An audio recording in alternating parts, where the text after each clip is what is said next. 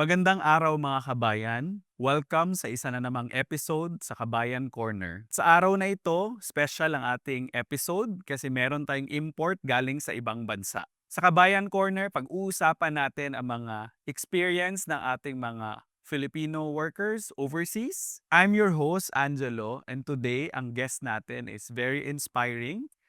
He is passionate about sharing real life stories of migrants, workers, and business owners from different walks of life. Ang mission niya is to help people learn, connect, and feel supported as they navigate their own journeys in life. Let's all welcome Skip. Skip, welcome to Kabayan Corner. Thank you, thank you. Thank you. Thanks for having me. All right, hi guys. First of all, Work Abroad page. Thanks for having me. It's been an advocacy to help Filipinos na makapunta sa ibang bansa sa abroad para magtrabaho para sa kanilang sarili, para sa kanilang pamilya. But my name is Skip Tan. I'm an entrepreneur, content creator, and of course, I came from abroad. I've been in Australia for 6 years, and I can see that I've experienced a lot of different jobs. Actually, 17 different jobs in Australia yung na-try ko. And right now, I became a content creator because I want to share, inspire, and help other people na may pangarap din na magtrabaho sa ibang bansa. Maraming salamat Skip again Yeah. for visiting Yeah. us. Gaya ng sabi ko kanina, this episode is very important. Alam natin madaming Pilipino ang gusto talaga magtrabaho Yes. overseas. Siguro simulan natin dun sa paano mo ba nakilala si Work Abroad? Okay. How did you know about our platform and our purpose? Alright, sige. So, yun nga 'no, I've been in Australia for 6 years already. I've worked 17 different jobs, you name it, from retail to healthcare to IT to marketing. As in, ang dami kong trinabaho. And nung pagdating ko dun sa Australia, I felt like Filipinos by nature, they're very skillful, okay? And they thrive in abroad kasi laki ng sweldo and then it's a different, parang, atmosphere, 'di ba, and Mm. community. And then I feel like yung mga Pilipino 'pag dinala mo sa abroad, ang sisipag, resilient, magaling magtrabaho, mag-e-excel talaga sila. So, and then 3 years ago, I became a content creator, and then because of that, I question people kung paano sila nakapunta sa abroad, and through that, I posted it, became viral, million of views, and then people are becoming curious, paano pa pumunta ng abroad? Paano pa pumunta ng Australia, ng Middle East as a nurse or kung ano man yung profession na yun? And then I'm like, kung ako mismo naniniwala ako sa sarili ko as a Filipino that I thrive in abroad, for sure marami pang Pilipino sa Pilipinas na sobrang galing na 'pag pumunta sila sa abroad, kaya din nila. Kasi kung kaya ko, kaya din nila. And then eventually, one time I was browsing through the web, sabi ko gawa ka ako ng content, and then how can someone or how can a Filipino go abroad? And then right there and there, number one sa Google, work abroad.ph. And then pag-click ko ng website, the user experience is very good, specific yung jobs, ang daming options, iba't ibang countries. I'm like, okay, let's do this. I'll create a content. And sabi ko din na it's just one click away for your dreams to come true if you wanna go abroad. And then I'm here now. Okay, I think Skip, simulan natin dun sa yung journey mo in the beginning, Mm, working overseas. yeah. Kasi usually madaming Pilipino kasi nagtatanong, paano nga ba sila magsimula? Mm, Maybe you could share with us your journey okay. as an Yeah. OFW. Where did it all begin? Mhm. And then what motivated you really to work overseas? Alright, this is a long story but I'll make it short. Okay, so bakit na Philippines I was an entrepreneur, negosyante talaga ako, okay? But I was always curious, ano ba yung pakiramdam na magtrabaho sa abroad, 'di ba? Na makasalamuha mo yung iba't ibang lahi, 'di ba, different nationalities, and I just wanted to, widen my perspective in life. So, yung first talaga is nag-student ako, student pathway. So, nag-aral ako ng certificate in business, Mm. and then eventually nag-aral ako ng masters in IT. Because IT is in demand abroad. So yun yung pathway ko. But while being a student, you have an opportunity to work. Mm. So yung naging first job ko when I went to Australia was a delivery boy sa Pizza Hut. Okay, I started from scratch. Delivery boy, nagtatapon ng basura, nagbabasking, naglilinis. So sabi ko, it humbled me really. Mm. Diba? It humbled me talaga. And then eventually, since we're Filipinos, we're good, we're skillful, Kahit na delivery boy lang ako dun, inaaral ko kung paano mag-cashier, paano gumawa ng pizza. And then 6 months after, I became a shift manager, supervisor in that Pizza Hut branch. And sabi ko, kung kaya ko ma-excel sa job na 'to, subukan ko pa yung iba. Hanggang sa naging 17 different jobs industries na yung napasukan ko. And Ang dami. yun, ang dami, ang dami. Yeah, I can share it, all my experiences there, the ups and the downs, especially na COVID yun during that time. Pero push through pa rin. I think importante yon kasi marami ding Pilipino, the expectation medyo hindi nagtutugma when they start working Correct. overseas. So parang they would imagine na pag overseas, everything goes well right away. Correct, But correct. from your experience nga, sabi mo, you started from the ground Yeah. talaga. It definitely really humbled you to experience 17 jobs. Hindi siya biro. Hindi siya biro. And for sure that those jobs really honed you to become who you are right now Correct. because you brought along those experiences. Um, Siguro tanong ko na lang din, there are different pathways kasi if you want to work overseas. So your route is really more on the education route. Hmm, In the Philippines, how did you figure out paano siya gawin? Siguro simulan natin doon. Sino yung mga in-approach mo? yeah, Saan ka naghanap? yeah. If you wanna do the education route itself. Actually, that's a very good question because I'm gonna debunk the theory of education. Mm. Okay? So, before, I wanted to work abroad, pero wala akong opportunity to find a job. So, the only way is to become a student, which, number one, is expensive. It took me 1.8 million pesos to get to be enrolled sa Australia. Ang hirap. Second is, if there's an opportunity for Filipinos to go straight work na, puwede din naman pala. Yes. I'm not saying that I wasted my time and Mm. money studying, okay? To all those who are listening, if your dream talaga is to study, go study. But if you want to work, go work with just go to work abroad at PH at maghanap ka talaga ng trabaho agad. And in that way, you wouldn't waste your time and money and effort. So yun yung palaging myth, na parang gusto ko mag-student para makapag-work ako, hindi. Now that I've experienced the study route, the study path route, na-realize ko na ang daming skillful Filipinos out there, from IT to nurse to healthcare, and kailangan mo lang pumunta sa tamang avenue or website like workup.ph for you to know and just send your resume because you'll never know if malay mo matanggap ka pala sa abroad, 'di ba?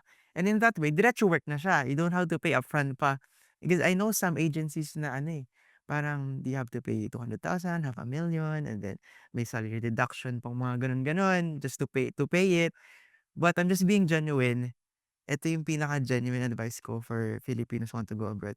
Go to the right avenue na website. I like what you said na it really depends on your intention. Yes. If you want to work overseas, might as well just find an opportunity na magbibigay talaga sa'yo ng trabaho. Kasi if it's education, the intention really there is for you to learn from that country. Mm. And then yung work portion kasi is a benefit that you get. X number of hours that you can work in a week. Yeah, From my may cap understanding. lang, may limit. Okay, so marami dito siguro aspiring students, 'no, eto na, sabihin ko na yung totoo. You are studying full-time, okay? And you're paying a lot of money for the tuition fee. Now, in Australia, in my case, or for sure sa ibang country din like Canada or New Zealand, there's only 24 hours cap in a week 'pag nag-aaral ka. And that alone is not enough for you to Correct. pay your rent, your Correct. tuition fee, or kung ano pa yung mga insurances mo and yung cost of living because it's really high, 'di ba? Yun, yun lang. Kasi iniisip ko, Mm, similarly in the Philippines, if you really wanna pursue a college degree, you definitely have to spend. And the intention really there is for you to get that degree and that education. The route of education overseas din kasi is gano'n. mm. It could be a bridging program. Yes. For example, nurses in the Philippines, if they go to certain countries, I know for Australia, Mm. there is a bridging program kasi nga hindi man match 100% yung curriculum, for Correct. example. So they have to go through a program. The good thing about there, if the intention is work, there are agencies right now na nag-o-offer na ng ganong programs because the overseas hires themselves are offering these kinds of Correct. programs. So, hindi mo na kailangan really to spend millions. Mhm. Again, if the intention is for you to work, Yeah. from what you said, 24 hours lang talaga allowed if you are a student. But if you really want to work full-time overseas, might as well just really look for a job Yeah. on our platform Yeah. na trabaho talaga yung ibibigay Mm. sa'yo from our licensed recruitment To agencies. add to that pala, sorry, I have to clarify. Hmm, So, there are two may gusto mo mag-abroad, but mm. there's two realities you have to know. Number one, do you think you have enough local experience here to go abroad? Yun, puwede kang dumiretso. At least Yes. one year of experience, puwede kang pumunta na ng abroad, kung ano man yung industry mo. Pero kung wala talaga, and like what you said, yung only way for you to go abroad is through studying, then you can take up that route and magkaroon ka ng bridging. And then saka ka Actually, mag-work. that's a very good point. Mm. Highlight ko na lang din, the very reason why these companies overseas are looking for workers. Priority is definitely the experienced ones because the idea there is you look for workers that will augment the lack in your country. So gaya ng sinabi ko kanina, maybe not just nurses, maybe waiters and waitresses or the service industry. Naghahanap sila ng workers overseas, not just in the Philippines, but overseas in general. It's because wala sila nun. Or it could be the locals don't really want to do that job itself. Mm. Kaya ina-outsource nila yon. And the expectation is, parang yung kung sinasabi nating plug and play, Mm. pagdating mo doon, maybe they train you kung paano gawin. If there is a machine, they will train you for the machine itself.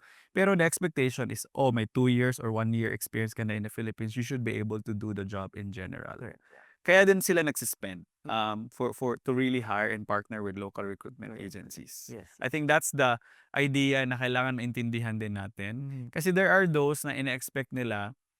Actually, from our experience, 'pag pumupunta kaming job fairs, may mga nagtatanong, "What if gusto kong magtrabaho as a nurse, pero hindi ako nurse sa Philippines?" Mhm. So, there is a mismatch already. So, your education in the Philippines don't really match. Correct. Maraming gusto nga kahit anong trabaho basta Mm. abroad. Mm. Eh, hindi naman talaga gano'n yung hinahanap, eh. So, there's a mismatch on the qualifications Correct. itself. So, dapat lang klaro sa'tin, Oo.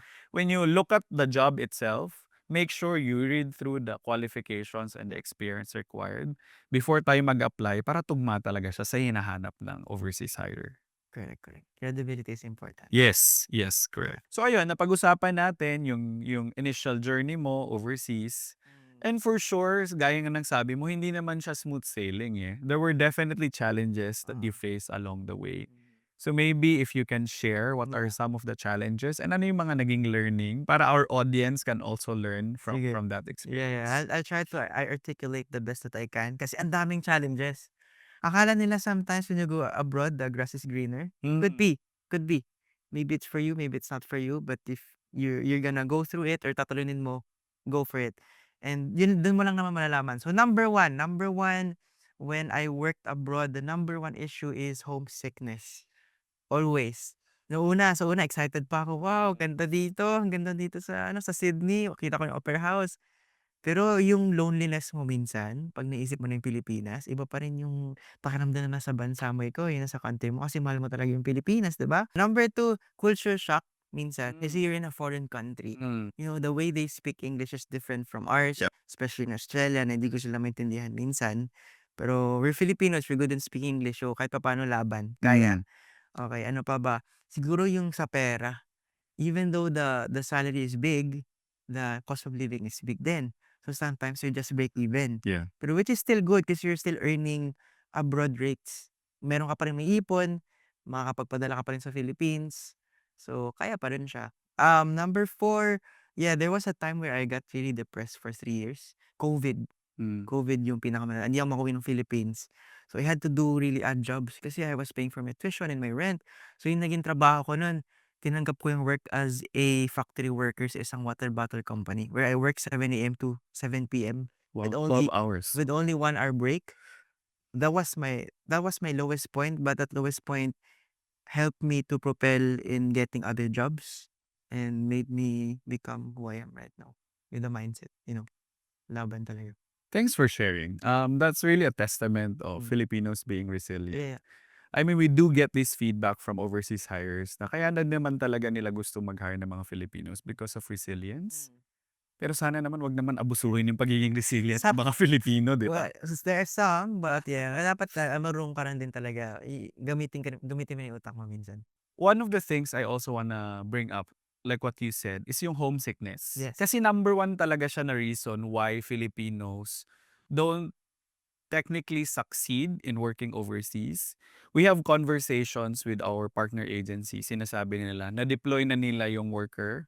Tapos after a few months, biglang gustong umuwi kasi nga na-homesick. Homesick, oo. Isa sa mga hina-highlight nila is, usually kasi pag may problem yung family in the Philippines, masyadong nai-involve daw si worker overseas. Eh, ang hirap kaya without the face-to-face conversations, you don't know the full context of Correct. what's happening on ground. Isa sa mga partner NGOs din namin, nagtuturo ng life skills. Tinuturo nila na sana man lang when you are overseas, Mm. the family here Mm. should have the mindset of hindi kailangan lahat alam nung nasa Yes. ibang bansa. If there are challenges that's within the family, within the country na kaya nilang control, gawa ng paraan, i-resolve na nila. Correct, correct. Kasi involving the overseas Filipino worker itself, mahirap. Mm.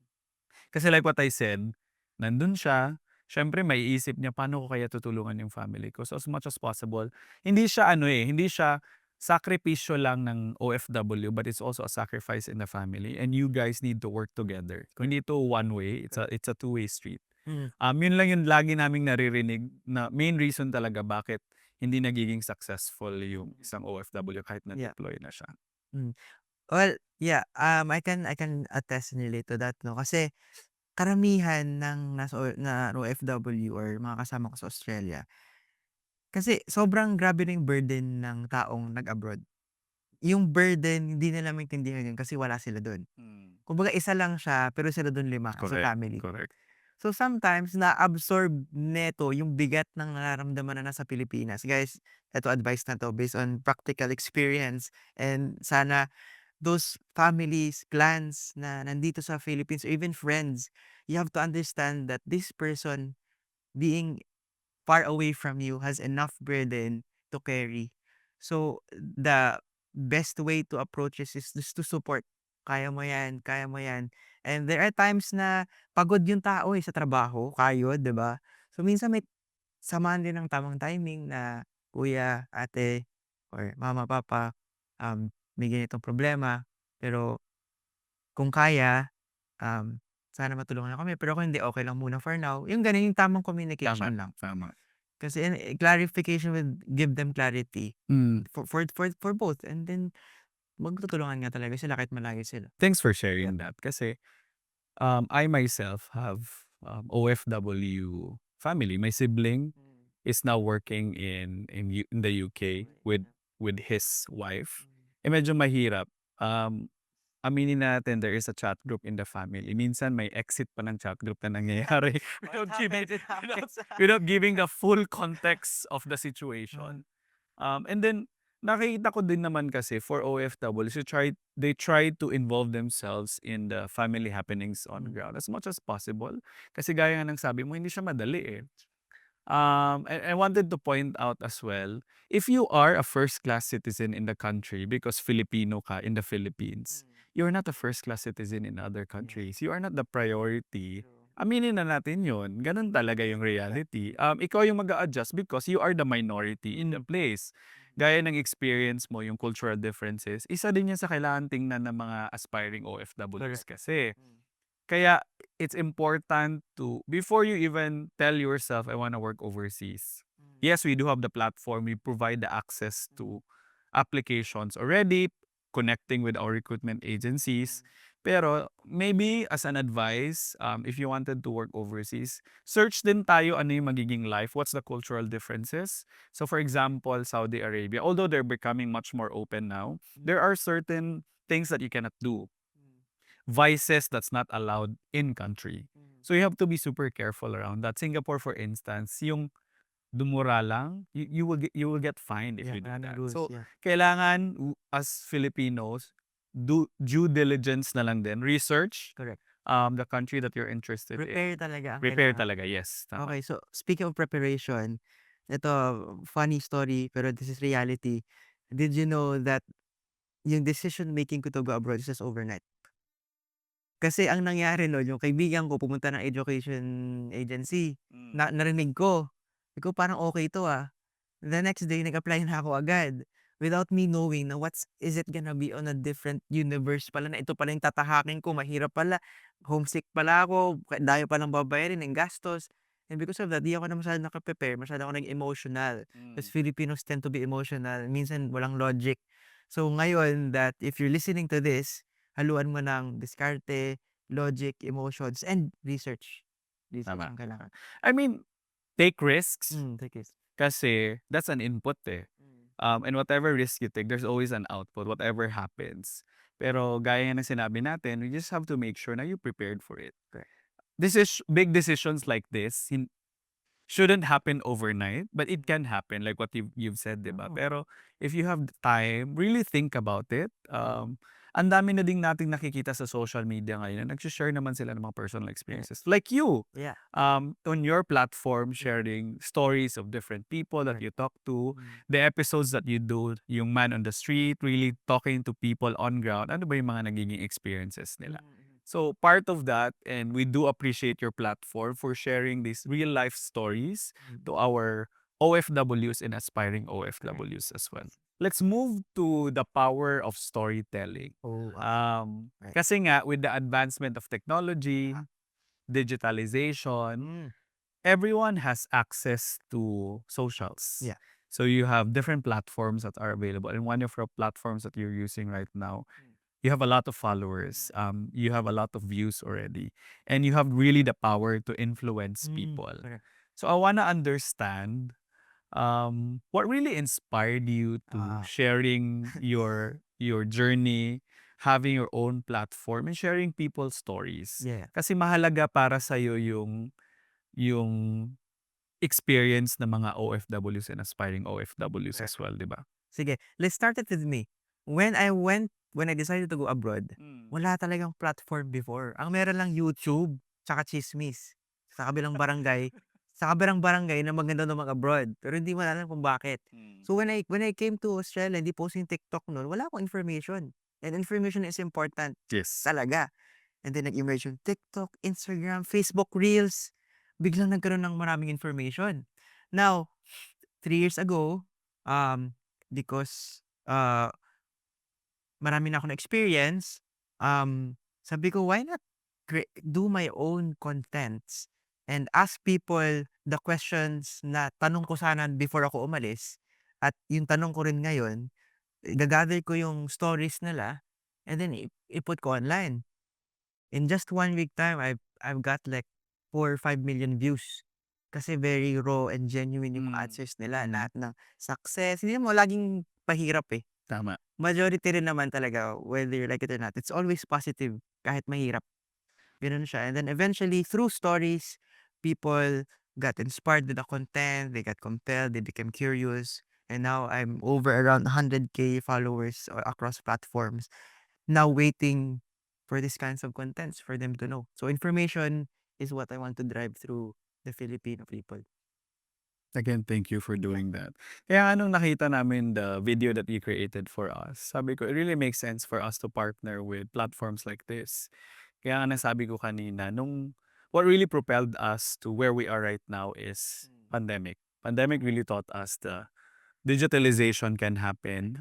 You have a platform that you can use for storytelling. And this is a fight not just for work abroad itself. We want to partner with different organizations and even the public um, services that's available in the Philippines, because the goal is simple. We want Filipinos to earn living wages, whether it's local or overseas, like our platform. So that's very important for Mm. us. Skip, maraming kababayan natin ang nagpadala actually ng mga tanong. Mm. So when we posted an image of you and the purpose of the Kabayan Corner episode that we're doing, they're very curious.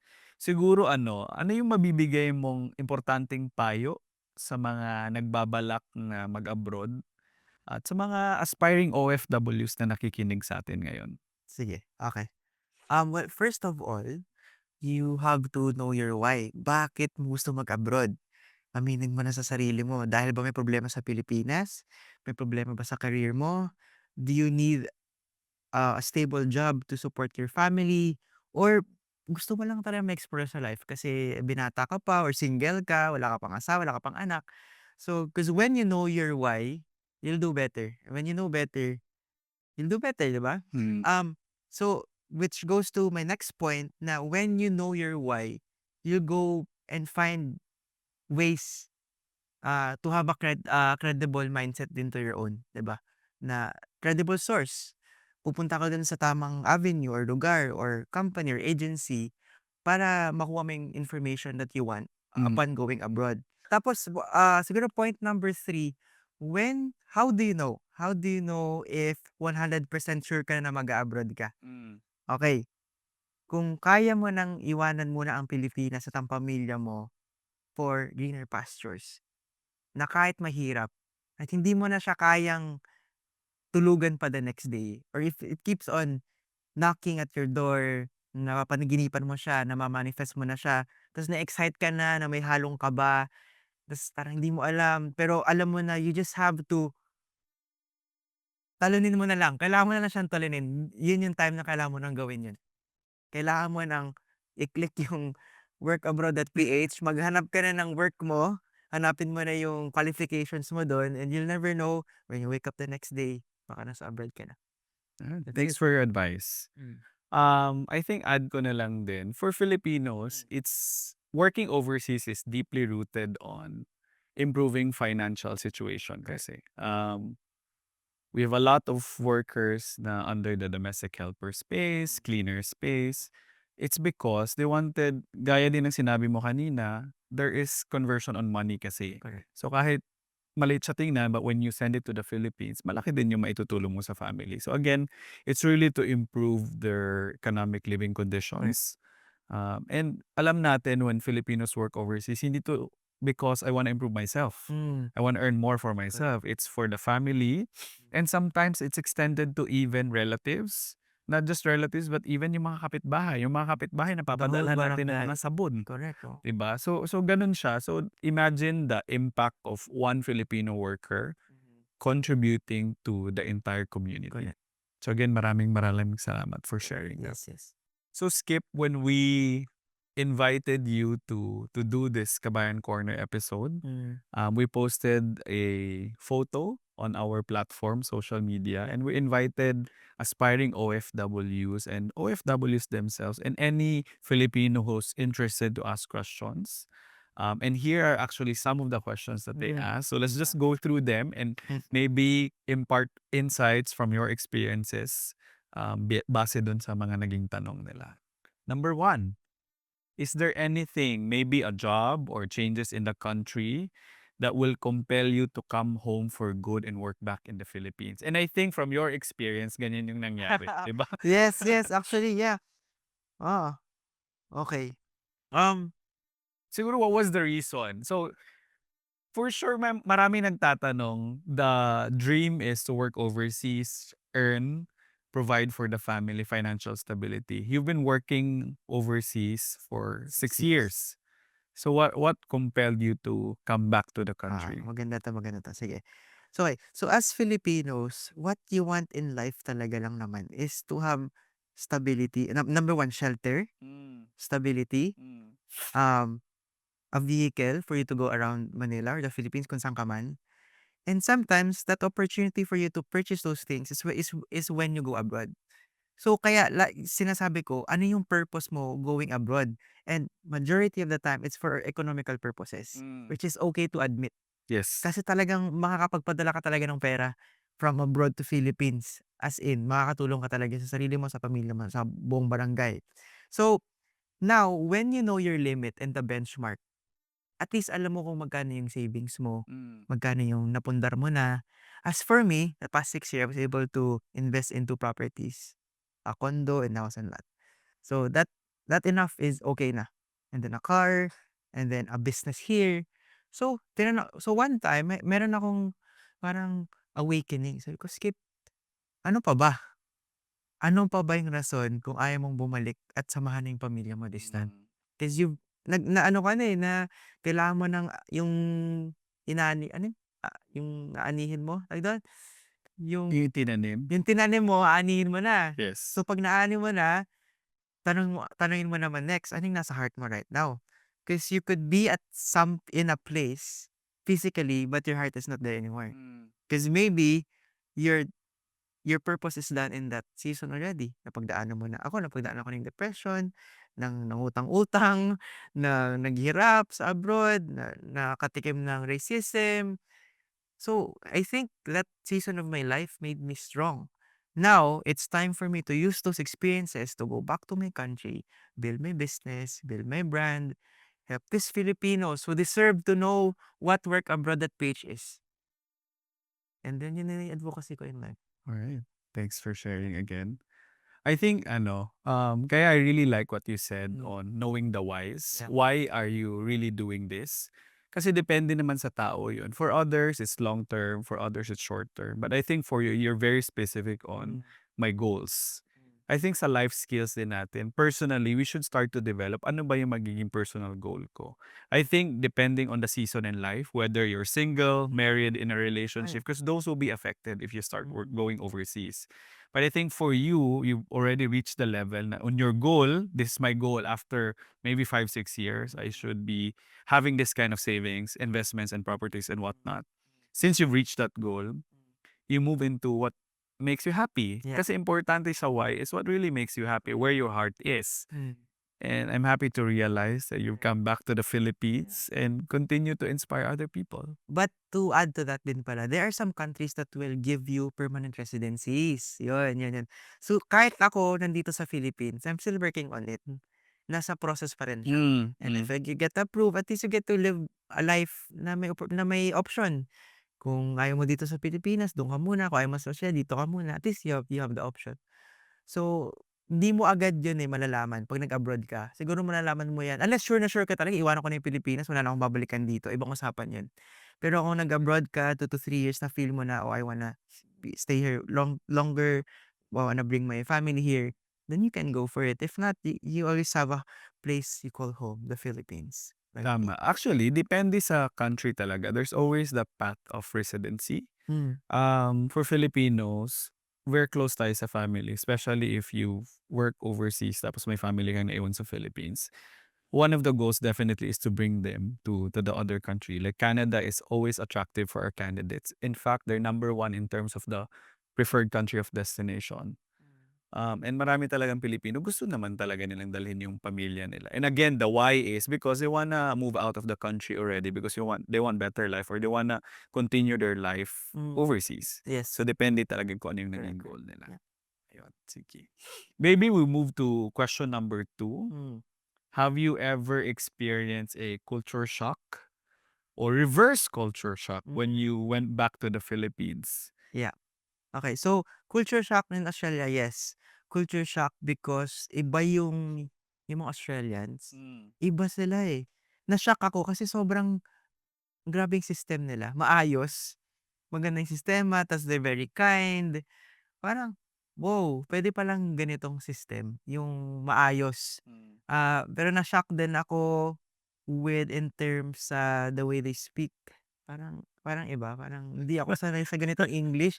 Parang parang nagmu-murmur sila, parang ta's ako yung English ko Filipino English, so parang ang hirap siya at first. Pero yun lang naman, like yun lang yun. In terms of reverse culture shock, wala. 'Cause I know already in my heart that this is Philippines. Alam ko na eto na alam mo ito So yung tanggap na natin na tanggap ko ganito na, talaga yung tanggap ko na. Pilipinas. Okey. Tanggap ko na, but again, what I say that Philippines has its own uniqueness, opportunities. Ang daming opportunity dito. Ang dami pa rin mga Pilipino dito kasi maganda pa rin sa Pilipinas din talaga lalo na when you're with your family and you have a good career. So for me wala masyadong culture shock. Siguro sa transportation, Hmm, kasi trains in Australia is better and wala masyadong traffic congestion. But besides that, you just choose what kung saan ka magfo-focus, not on the negatives, and then you'll be fine. yeah. I think there's always that charm and positive Mm, side into it, right? Like mm. in the Philippines itself, we have a lot of beautiful beaches Oo. here. There's a lot to love in the To be honest, country. I like the beaches more here than in Australia. 6 years, never kong naalalang nag-swimming ako sa beach nila. 'Di ba uso sa Australia yung mga beach? Ako Oh, never so ko may shark. may shark, ta's malakas yung alon, ta's Yeah. grabe rin yung init. Actually, it's not wala namang perfect talaga na country. Yes, of You course, just of use your course. hard. Yung number 3 is very nice, but I wanted to talk about scammers kasi. Grabe 'to. So number 3 question, Skip, is so earlier you've shared na your journey, how you started to work overseas. May tanong din tayo regarding avoiding illegal recruiters Yes. and scammers. Kasi nga with the advancement of technology, nagiging advanced din yung mga scammers natin, yung True. mga nanloloko online. Mm. So maybe you can share your Alright. insights on Yeah. how do we avoid these Alright. scammers? Is this scammers in general or scammers in Maybe in general muna, in scam general muna. okay, sige. To be honest, I have experience with these scammers. Scammers, impersonators, yung mga nangongopya ng Mm. content. So, nung sumikat yung content ko, when it gained, like parang following and views, biglang ang daming nangongopya ng ano ko, ng profile ko. And then what they do, since digital era na tayo ngayon, nakokopya nila lahat ng content tapos mukhang ako yun. Mm. So ngayon, Is this with AI? it Deepfake? could be with AI, yeah, yeah, yeah. So, nagme-message sila. It's either through okay, 'pag may nagtanong sa inyo na about cryptocurrency, about finances, Investments. yung mga investments, yung pautang, Mm. 'yan. Kailangan niyo na mag-ingat diyan. So, 'pag may page na ang pangalan ay Skip tapos, "How are you today? Do you want to earn this, that?" Automatic red flag na 'yon. So, you have to check this sa mga red flags. Um pero ano pa ba? So, I think ano, to add into that, that's a good advice, especially for Filipinos overseas na medyo nangungulila sa family. They're looking for something that will keep them maybe busy para mawala man lang yung isip nila sa whatever they're going through. Minsan medyo vulnerable ka into these kinds of scam yes. messages eh. And to your point, these are like investment scams. Yes. But if there's anything involving around money, Mm. most probably It it's a it scam. is scam. It is So, and I also would recommend you always look at the trusted websites, correct. cross-reference, validate, Mm. especially if it's offering money. Malamang scam talaga yan. Oh, ito pa medyo technical na 'to kasi ito may experience ko. Para lang ano matulungan. 'Pag may nag-email sa inyo about an offer, anything, you check the email. 'Pag Yes. medyo yung email niya parang gulo-gulo, wala na agad yun. 'Pag may nag-text sa inyo tapos nagpapa-send ng OTP na wala ka namang transactions, scam din yun. Also guys, ito pala, na-experience ko sa Australia, nawalan ako ng around $300,000 because of scam. First hand experience. May sinagot akong tawag. Tapos siguro mga 20 seconds ko siyang nakausap. Nakuha niya na yung information ko Ang bilis. sa bank. So, buti na lang sa Australia, good yung customer service. So, nabalik yung pera. So, never, never entertain. Pag may hinala ka na, huwag ka ma-tempt. Ano ka na. That's actually a good point because scams can happen not just in the Philippines. Yes, It can yes. happen even overseas. So it's really you yourself protecting against these scams. Again, be very curious. Mhm. And to your point lang, itong mga emails, kasi what we've seen recently, meron kasi kaming brand leaching. Work Abroad is a known brand in country. Yes. And there were a lot of siguro messages circulating na yung profile nila nakita sa Work Abroad. In fact, maybe a few months or years back, there was an issue. It's a case of brand leaching really kasi what we found out, yung candidate hindi naman siya registered sa Work Abroad eh. So technically, ginamit lang yung pangalan ni Work Abroad. Yeah. But if you look at the email, hindi siya, sa amin kasi Work Abroad na magkadugtong, Mm. .ph. Yung sa email nakalagay, we got your profile from Workspace Abroad. Yes. But that's too technical as well. So parang iisipin mo na lang that's Work Abroad itself. But anyway, it's not just Work Abroad, pero nadamay din yung pangalan ng Correct. agency. So, I mean, these are public information that's available and scammers can basically use them. So, again, in general, if the transaction is not happening in the office, if there is payment to be collected, malamang scam yan. To our audience, in the Philippines kasi, the agencies are allowed to collect up to 1 month worth of salary.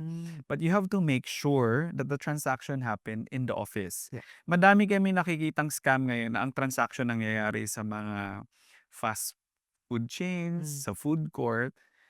And usually ginagawa siya ng mga illegal recruiters talaga. Yeah. So there are really ways on how you can identify. For our audience, you can check our platform or even on our social posts. We do support the initiative of the Department of Migrant Workers Office on anti-illegal recruitment. You can also visit their Facebook page because they do post kung sino yung mga illegal recruiters and agencies na pinasara nila because of illegal recruitment. Yeah. So again, be very vigilant. If it's asking for money, malamang it's a scam. Do you have any experience din sa mga illegal recruitment scams? Yeah, speaking of, scammers di lang siya sa pera, agencies, there's a lot. Mm, Pero to define it, false promises. okay. Okay, so job offer, for example, if you're an automotive mechanic or chef or Mm, whatever, yung mga ganong jobs, marami na sa Australia akong kakilala na na-scam. okay. First, they pay a lot of money and then they say na they're gonna salary deduct it para mabayaran. Pagdating sa country, they're gonna promise a good accommodation, pero wala. They're gonna promise a good employer, pero not good din pala, bastos or overused, 'di ba? Parang exploitation na yung Yeah. nangyayari. Yes. So I think if you're gonna go abroad, you have to take care of it. Hindi lang 'yan kung Middle East or Australia or America, kahit saan puwede siyang mangyari. Kaya credibility is important kung sinong agency ang pipiliin mo to help you go abroad. So with work abroad at PH, how does it work? So for us, we only partner with DMW licensed recruitment agency. So yun pa lang, alam natin that these agencies are hawak or saklaw ng formerly POEA. So technically, how it works kasi parang you are an employee of the recruitment agency in the Philippines deployed overseas. So technically, kung may experience ka na hindi maganda, ang hahabulin ng DMW in countries the agency, and it's the agency's responsibility to protect you. Hmm, And I think what I do appreciate in the Philippines is at least we have that department. correct. I'm not sure in other markets, but at least the Department of Migrant Workers exists to protect the migrant workers themselves, the OFWs. Correct. Because we know for a fact, OFWs bring in like 8 to 10% of our GDP. Grabe, ang laki. So masyadong malaki yung remittance. And the modern day heroes is true. Yeah. So I think for our audience as well, for those that are overseas, see Department of Migrant Workers has different offices that are actually open if you want to get in touch with them. One of the key initiatives that we're looking at is to see how we can show OFWs and aspiring OFWs kung sino yung lalapitan nila in case there are situations like this. Correct, correct. So how do you spot like a scam agency? Number one is kapag humihingi ng pera, Okay. kasi upfront tapos nangyayari siya outside the office talaga ng recruitment agency. Number two, if the offer is via email, walang conversation nangyari, tapos bigla kang magugulat, inoferan ka na lang. Okay. There is a way for you to validate whether the email address is correct or the agency is correct. You can always look at the POEA DMW website to validate if the agency is correct. And you can call because the number is there. Our platform has a tool wherein you can use the email address, search for the email address to see whether it's a valid email address or not. Correct. Because in our process kasi, it's really incorporated na apart from partnering with DMW licensed agencies, kailangan din talaga may approved job orders, tsaka manpower pooling approval from the Department of Migrant Workers. And for our audience, add na lang din namin, we will help you identify sino yung mga illegal recruiters. We will flash it on the screen so that you know how to identify them. Ito. This is an interesting question. What do you wish you had known before leaving the Philippines to work abroad? Kasi we talked about preparation, di ba? You made a decision overnight. So parang if you can turn back time, maybe you have spent maybe few days more to basically decide. You know what? Sometimes being impulsive. Alam ko yung ugali natin na talon. You gotta take the risk, calculated risk. But sometimes iba pa rin nagagawa ng preparation. If you wanna go abroad, siguro yung time frame, give it 6 months to 1 year. Do all your research. Lalo na ngayon, TikTok, Facebook, YouTube, join the Facebook groups. Ang dami dyan. And then, kilatisin mo ng mabuti. But, you don't have to feed yourself all the information. Correct. Filter it. Yes. Filter it. Kasi meron dyang negative, may positive. ang tao may kanya-kanyang bias. Yes. So ikaw gumawa ka rin ng sarili mong bias sa gusto mong paniwalaan. Pero kapag nawaan ka na dun sa negatives, madi-discourage ka Correct, talaga, correct. 'di ba? So, preparation talaga, Preparation is preparation. very Yeah. important talaga. And community din, if alam mo na yung country of destination mo, puwede ka na mag-start mag-connect sa mga community dun Mm. or kakilala mo, kamag-anak mo na nandun, ta's alamin mo na. Paano ba yung sistema diyan, paano ba yung trabaho, paano ba mag-ipon diyan, ano yung dapat ko gawin para di maubos yung pera ko, or paano ko protect yung mental health ko, 'cause it matters, yan. Again, Skip, maraming maraming salamat for visiting us today and Mm. for sharing your real life experiences and your stories. For sure, our audience has a lot to learn Yeah, from our conversation yes. today. And bago tayo magtapos, maybe you can share Yeah, where our audience can follow or learn more about yeah. you.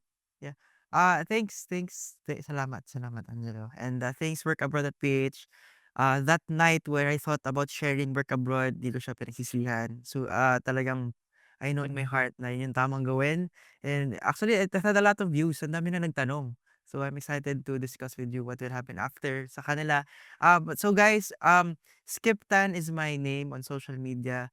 Instagram, at Skip the Tan. Sa TikTok, Skip Tan. Facebook Skip Tan din, o Skip Tan.